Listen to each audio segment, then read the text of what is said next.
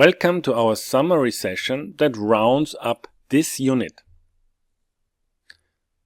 First, we had a look at applications of flexible particles and structures in the context of DEM simulations. We have seen that a plurality of applications open up. Mainly, this is due to the fact that flexible particles can approximate materials that have different dimensions, starting with simple 1D fiber-like structures to 2D membranes and 3-dimensional materials that can have a complex shape. All this can be done on the basis of bonded particle models or short BPMs, which is quite fascinating. Also, it is clear that using a BPM with different dimensions allows us to build complex simulation setups, and this is the beauty, a single DEM-based approach.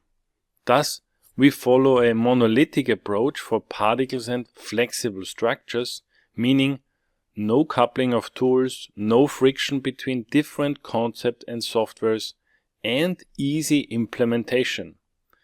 These are definitely attractive features of the BPM. Next, we have discussed the different types of bonds. We have seen that there are 2 force and 2 torque load types that we need to account for. Each of these load types is of elastic nature, and we have also seen that a plastic behavior can be considered relatively easily. More or less artificial damping is considered as well to dissipate kinetic energy and hence to stabilize the numerical algorithm. Again, this has nothing to do with viscous interactions.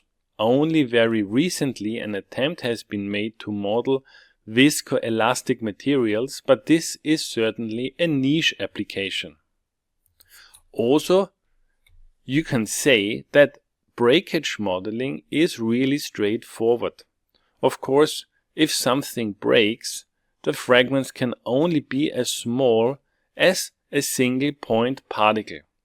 Thus, typically the required resolution of a BPM comminution simulation is quite massive. Next, we have seen that the time step needs to be carefully chosen. Same as for the classical DEM, we have seen a square root behavior with respect to the density and an inverse square root behavior regarding the Young's modulus. Also, the time step that needs to be chosen is linear in the size of the point particles dp. The physical reason for the immense time step restrictions is the axial stretching vibration, as we have seen. I want to conclude this unit with a perspective on alternatives to the bonded particle model, since there exist quite a few. First, one can follow the idea of a classical cohesive contact law in a DEM simulator to generate grains, thus using an elastoplastic contact law as well as an agglomeration procedure. Orefice and Kienast have used this with quite some success. It is clear that this approach might not work for 1D or 2D structures simply because of the missing bending and twisting stiffnesses. Second, there are quite a number of chain-based flexible particle models for elongated particles available in the literature, e.g. as mentioned in the review of Guo and Curtis. This work is quite similar as BPMs, but use ball socket joints instead of bonds, i.e. they are stiff in the axial direction.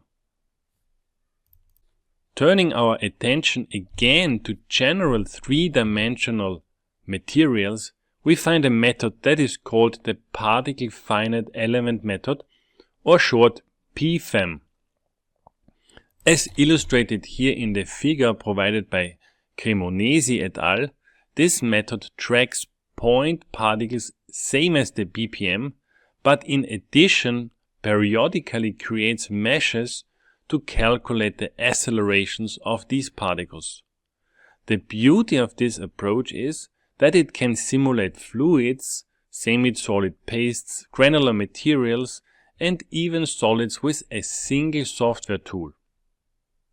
Another very general method that allows the simulation of fluids and elastic materials is smoothed particle hydrodynamics, or SPH. Recently, this method has been combined with DEM contact laws and applied to simulate particles undergoing extreme deformations, e.g. due to strong compaction. If you go into the details of the publication of Castro and Radl, you will see that SPH is fundamentally different to BPM, i.e. it does not form discrete bonds, but uses local averaging via so-called kernels to calculate the acceleration of each point particle. This completes our unit. I hope you liked it, and I think you are now well prepared for the quiz questions.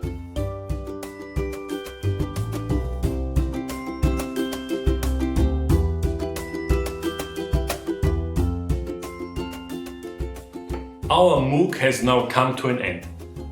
The whole team would like to say thank you for staying tuned and keeping your attention. We hope you enjoyed every minute of the material we prepared for you. The field of the discrete element method and its applications is rapidly evolving. So please also check for updates of this MOOC in the future. For me, it's now time to take a break and study the behavior of particles in the real world.